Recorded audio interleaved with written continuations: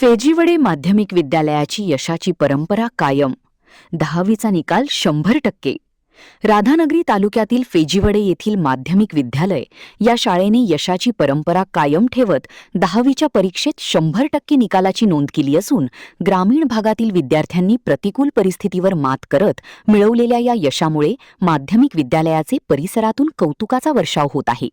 शाळेतील मदिहा नावळेकर हिने 92.20% गुण मिळवून प्रथम येण्याचा बहुमान पटकावला. तसेच झीनत नावळेकर 86% हिने द्वितीय, तर यश गुरव 74.20% याने तृतीय क्रमांक मिळवला.